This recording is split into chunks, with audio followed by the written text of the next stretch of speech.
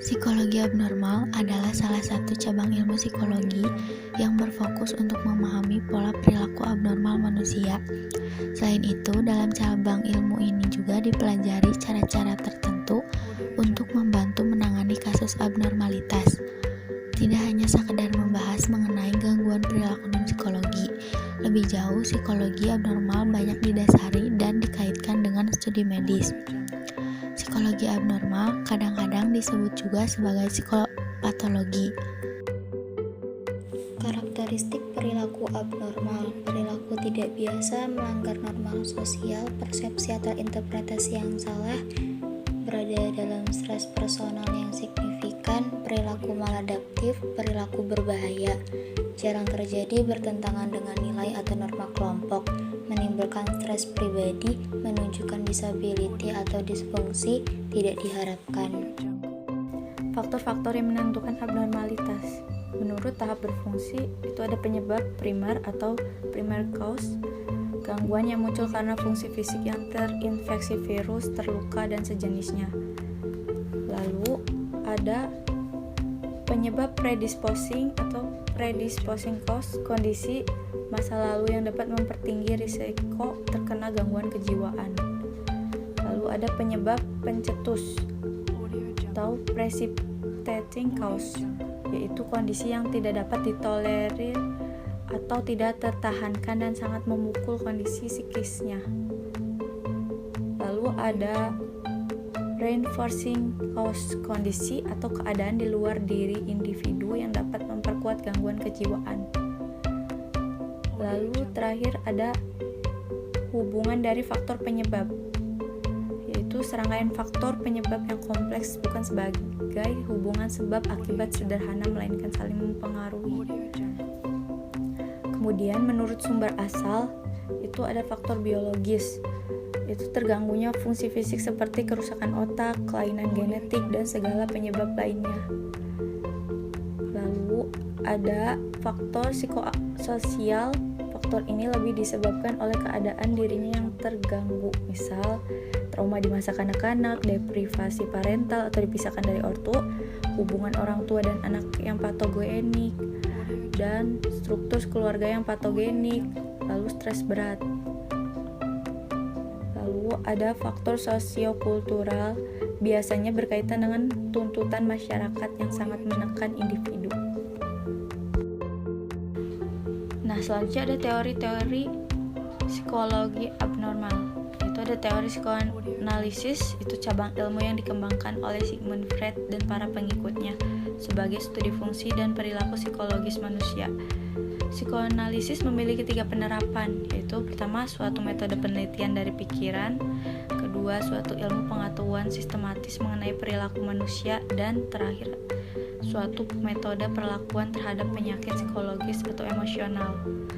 Perspektif psikoanalisis memberikan cara baru untuk memandang beberapa contoh semua tindakan kita yang memiliki suatu penyebab, tetapi penyebab itu lebih sering merupakan tindakan bawah sadar kita. Contohnya, jika kita masuk ke tempat yang gelap, seram, dan dingin, maka secara tidak langsung alam bawah sadar kita terbentuk dengan timbulnya rasa takut dan merinding. Lalu ada teori behaviorisme atau aliran perilaku, juga disebut perspektif belajar. Adalah filosofi dalam psikologi yang berdasar pada proposisi bahwa semua yang dilakukan organisme termasuk tindakan, pikiran, atau perasaan dapat dan harus dianggap sebagai perilaku. Behaviorisme beranggapan bahwa semua teori harus memiliki dasar yang bisa diamati, tetapi tidak ada perbedaan antara proses yang dapat diamati secara publik, seperti tindakan, dengan proses yang diamati secara pribadi, seperti pikiran dan perasaan.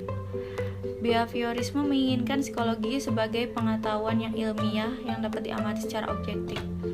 Sebagai contoh, ketika seorang guru ingin mengajarkan bagaimana mengajarkan tangga nada kepada muridnya, ia akan mengamati terlebih dahulu bagaimana keadaan fisik jari muridnya dan kemampuan dasar yang dimiliki oleh tiap murid dengan sikap berjarak.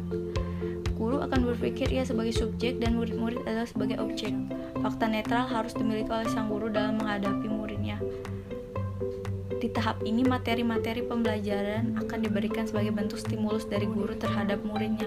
Guru akan menjelaskan dan mencontohkan tentang bagaimana musik rangkaian sebab akibat dalam pengajaran akan didapatkan sebagai hasil. Rangkaian sebab pemberian stimulus akibat ini akan menghasilkan sebuah respon dari murid, di mana respon ini akan membentuk sebuah perubahan tingkah laku sebagai hasil dari pembelajaran.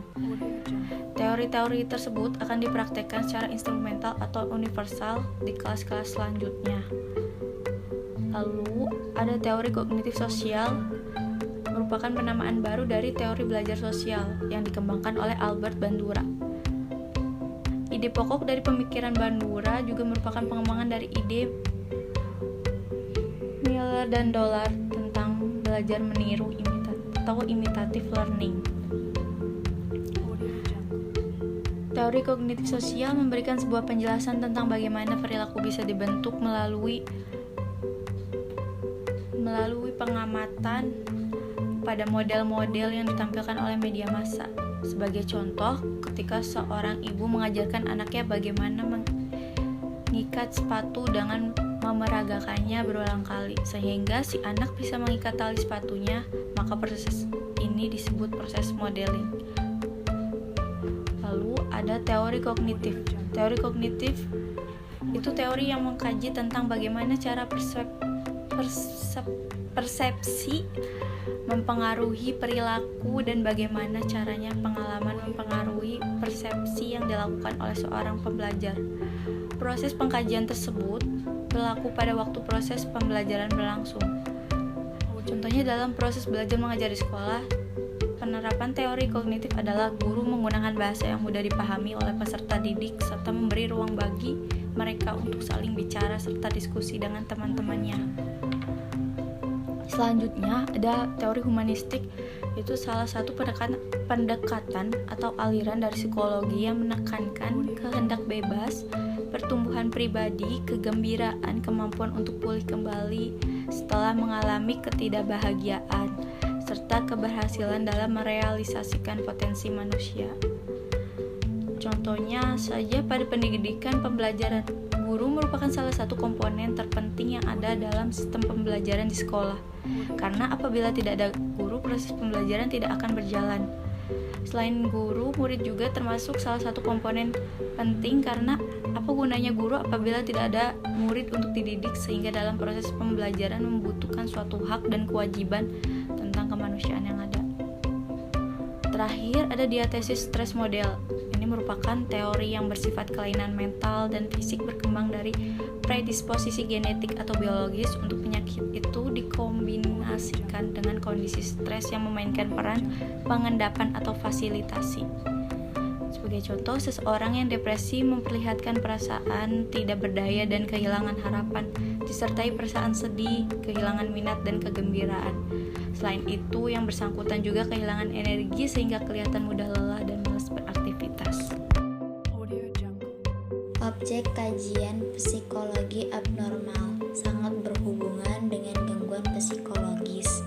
Berikut ini beberapa contoh golongan dari gangguan psikologis.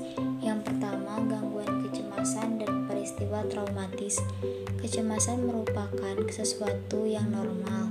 Kecemasan dikatakan sebagai gangguan jika individu tidak mampu mengatasi kecemasan, padahal mayoritas orang dapat menangani kecemasan tersebut tanpa kesulitan. Contohnya seperti fobia sosial dan fobia spesifik. Yang kedua, ada gangguan suasana perasaan. Gangguan suasana perasaan mengacu pada gejala yang dapat menimbulkan perubahan suasana perasaan seseorang dengan ekstrim. Perubahan suasana perasaan ini dapat bertahan dalam jangka waktu lama sehingga mengganggu tanggung jawab normal. Berikut ini jenis gangguan perasaan adalah sebagai berikut. Yang pertama, ada gangguan bipolar atau perubahan mood. Yang kedua, ada gangguan siklotimik. Lalu yang ketiga, gangguan kepribadian. Gangguan kepribadian merupakan istilah yang digunakan untuk menyebut kondisi di mana cara memahami situasi, cara berpikir, dan hubungan individu dengan orang lain tidak berfungsi. Gangguan kepribadian memiliki potensi untuk merusak diri sendiri dan individu dapat berperilaku acuh pada situasi di sekitarnya. Berikut ini beberapa jenis gangguan kepribadian. Yang pertama ada kepribadian paranoid, yang kedua ada skizoid, yang ketiga ada skizotip. Lalu yang keempat ada gangguan perkembangan anak. Gangguan perkembangan anak adalah gangguan yang dapat dialami di masa kanak-kanak, di mana perkembangan anak tidak sesuai dengan usianya dan tidak seperti anak-anak seusianya. Lalu yang kelima ada penyalahgunaan zat. Penyalahgunaan zat digunakan untuk menyebutkan perilaku dengan mengkonsumsi zat tertentu yang beresiko membahayakan diri sendiri dan orang lain. Penyalahan guna zat pola berulang yang bersifat. Psikologi abnormal menerapkan beberapa metode ilmiah dalam menjalankan penelitian. Metode ini digunakan dan dilakukan agar hasil dari penelitian dapat mendekati kebenaran. Berikut metode-metode yang digunakan dalam penelitian perilaku psikologi abnormal. Yang pertama, metode observasi naturalistik. Metode observasi naturalistik merupakan metode yang digunakan untuk mengamati perilaku di tempat di mana perilaku terjadi dan secara natural.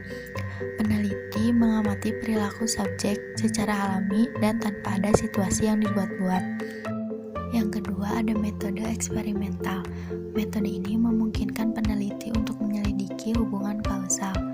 Peneliti dapat memanipulasi situasi atau hal tertentu yang menjadi faktor kausal, kemudian melihat hasil dan mengukurnya dalam kondisi yang terkontrol. Faktor-faktor dalam penelitian dapat dilihat dengan meminimalkan risiko dari faktor lainnya. Yang ketiga ada metode korelasional.